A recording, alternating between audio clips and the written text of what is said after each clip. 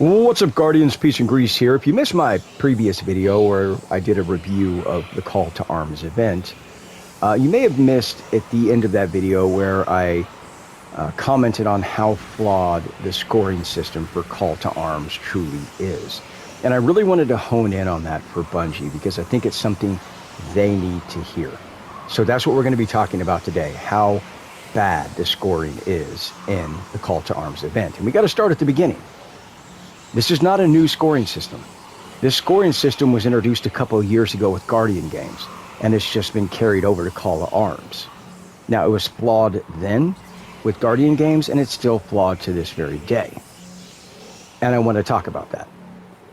Now, why do I say that the Call to Arms scoring is flawed? Is it because people don't get the rewards? No, it's because ultimately these numbers mean nothing. On the surface, it seems simple enough.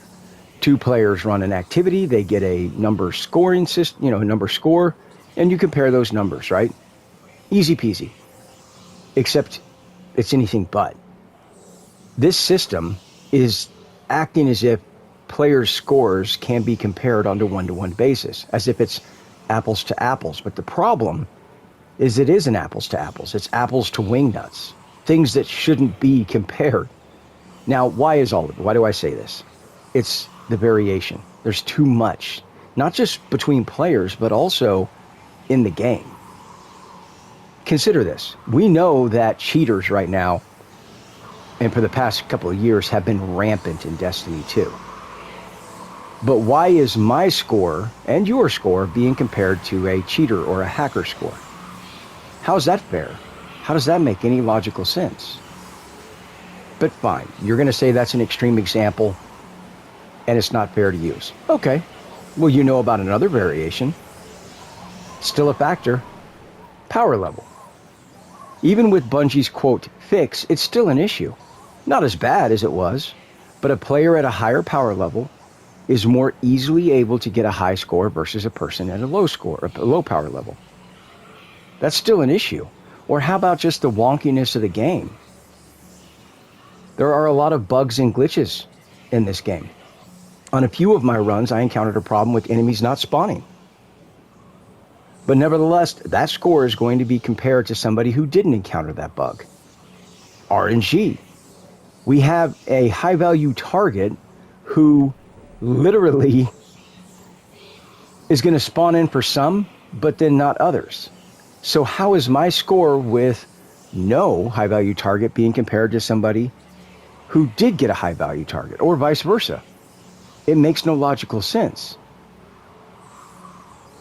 And it doesn't stop there. Are you running a Titan, a Hunter, or a Warlock? Does that make a difference? Absolutely. In this game, there have always existed bugs and cheeses and glitches. We just had the lightweight sword glitch for the Last Wish, Hirochi, being able to actually kill her through her immunity phase. See, that's the problem. There have always been loadouts and builds and exotics and weapons that allow players to skip whole sections of content or skip bosses' immunity phases. But yet, those scores are being compared with people's scores who actually ran it all the way through as it should have been, A to B. And none of it's accounted for. Now, I know Bungie's going to miss the point there entirely. They're going to say, oh, well, you're suggesting we fix all the bugs and cheeses and glitches. I'm not, actually. Let me be clear. It is impossible. I mean, it is unrealistic to expect your developers to fix every bug, glitch, and cheese in this game. There's too many. If this game goes for another 20 years, it'll be another 20 years of bugs and cheeses and glitches. That's why this scoring system doesn't work in Destiny 2. Maybe another game, but not this one. Because at the end of the day, these numbers don't mean a damn thing. They mean nothing. And that's the truth. I mean, I don't see an asterisk up here showing that players have skipped whole sections with the cheese or a bug or a glitch. I don't see an asterisk here indicating that players killed the boss through an immunity phase, that skipped mechanics, right? And on and on. That's why this scoring system is so flawed. That's why I called it out 2 years ago, and that's why I'm calling it out now. I mean, just look at new players as an example. New players are being held to the same standard as veteran players. Veteran players who know all these little tips and tricks. New players who don't. I mean, think about that for a second. What do you think a new player's reaction is going to be? They boot up Destiny 2 and they think, oh, there's a new event, and they see these rewards, and maybe they want these rewards. Maybe they like them. And they think, I want those rewards. Well, it doesn't take them long to figure out that they're being held to the same standard as a veteran player, and they're never going to meet this criteria. Meaning, they're not going to get any of these rewards. What do you think a new player's reaction to that is? I'll tell you. It's to log out and delete Destiny 2. Which is the entire purpose of these mini events. The mini events are designed to attract people to the game. But yet, your flawed scoring system is turning players away. It defeats the entire purpose of it.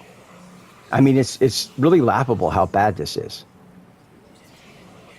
Now, the big question here is, why are players who are cheating or hacking or using some bug or glitch or some loadout or some weapon or some exotic or build to bypass encounters and bypass immunity phases, why are they the ones continually increasing the curve, continually moving the goalpost when players are running it all the way through A to B legitimately, as it's supposed to be? But again, none of these variants are being accounted for, not a single one. And we're still acting as if these scores can somehow magically be compared on a one-to-one basis when they can't be. It's laughable how bad it is. In my opinion, what Bungie needs to do is they need to get rid of this scoring system. This scoring system's cooked. It can't be saved. It's that bad. They need to look at a new scoring system, something along the lines of kind of a baseline.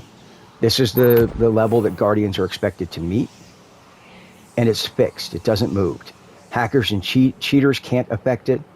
Speedrunners or builds can't bypass that. It's a fixed goal line. And players need to meet that criteria. But it still meets the same purpose, meaning pushing players out of their comfort zone, getting them to use different builds, loadouts, exotics, and weapons. It would still serve the purpose. Players would still have access to these rewards. They would still be able to get these rewards. And there wouldn't be any... And here's the thing. I would love to tell you that in 3 days' time, Bungie's going to fix this, and we're never going to see this scoring system again. But the truth is, that's false. In 6 months to a year, we're going to see this same scoring system, the same flawed scoring system. And the reason for that is Bungie is not what I would call a proactive company. They haven't been for a long time now. So everything has to get to a level before Bungie reacts to it. Backlash has to get to a level, or attention has to get to a certain level before Bungie actually does something about it. In this case, it's going to take a huge backlash for Bungie to do anything about this, or it's going to take big content creators or big streamers to start calling this out before Bungie does anything about it. Which is why I say we'll probably see this same flawed scoring system within 6 months to a year. And it sucks.